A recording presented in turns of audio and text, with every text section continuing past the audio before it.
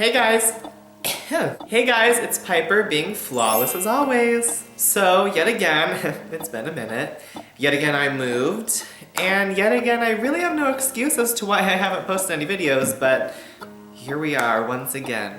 First, I would just like to update you guys on some stuff that has been going on in my life that I'm excited about. So, first update would be my birthday that I had a couple weeks ago. I am now 24 years of age, which is pretty cool with me. 23 seems like a really awkward number, so whatever. My next update, which is pretty exciting, is that I competed for a prelim to qualify for Miss Gay US of A Newcomer. Down in Tucson, Arizona, it was Diamond of the Desert, USA Newcomer. I actually placed 4th out of 8, which really isn't bad, but I did not walk away completely empty-handed. Fortunately, I was given this little plaque, which is super, super cute.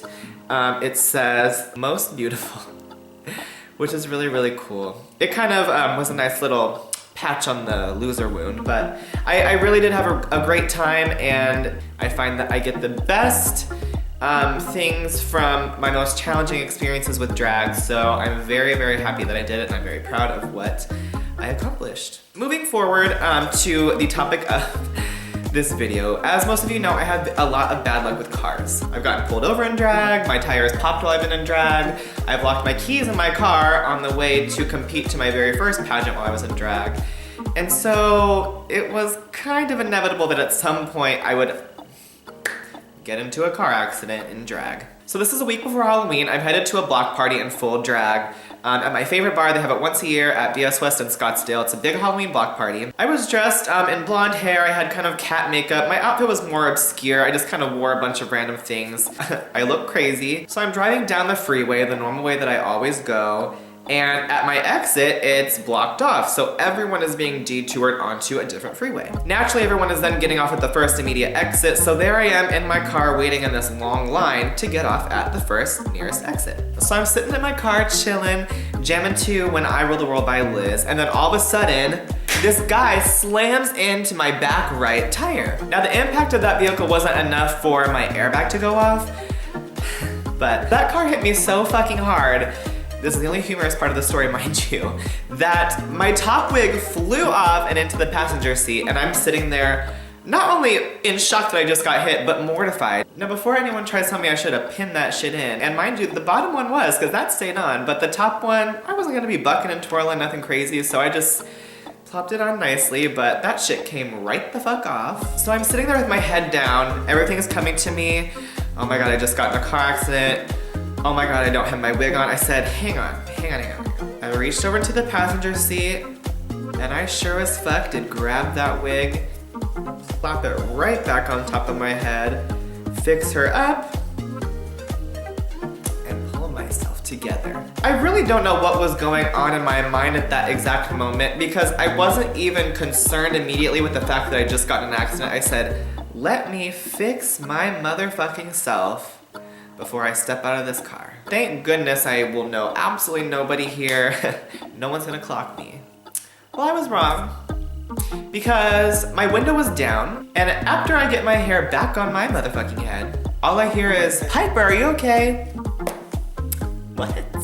Are you fucking kidding me? Oh my God, like, I'm so embarrassed. Like, it was obviously out of concern, but like I said, my thought process wasn't quite the clearest at that moment. It ended up being a friend of mine that I hadn't spoken to in a long time, so what a way to reconnect. My other window was down too, and finally an officer comes by and says, hey, are you okay? And I turned to him and I said, yeah, I think so. And he asked me to move my car out of the way, and as I was, it really just sounded like the back of my car was dragging along the road. Like, my car could barely move. So I get out of the vehicle and I'm walking, mind you, in thigh-high black boots. Go me. And the cop comes back up to me and he says, hey, you need to stay in your car, you need to be in your vehicle, that's the safest spot for you to be.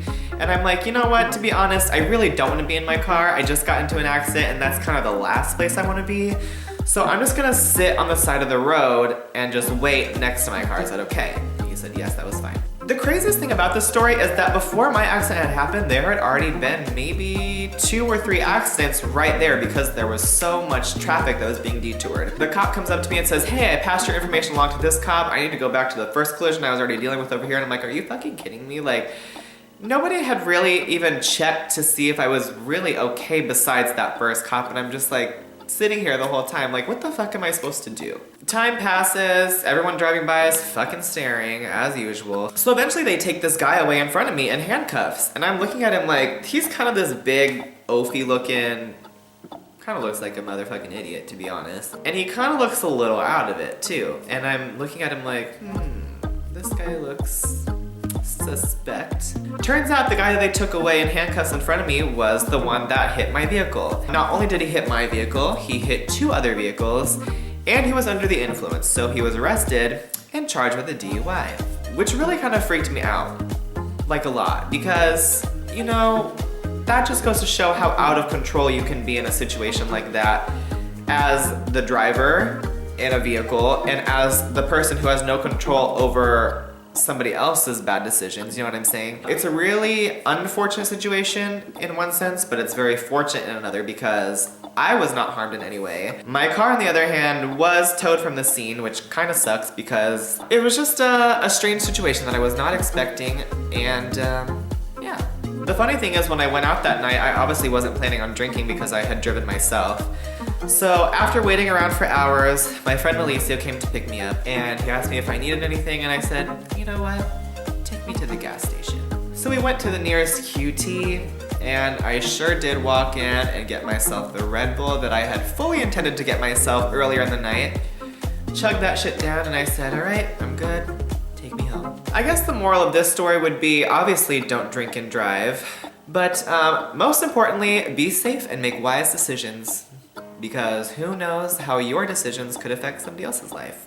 Anyways, until next time, stay flawless as always, no regrets, just love. And I will talk to you guys very, very soon. All right?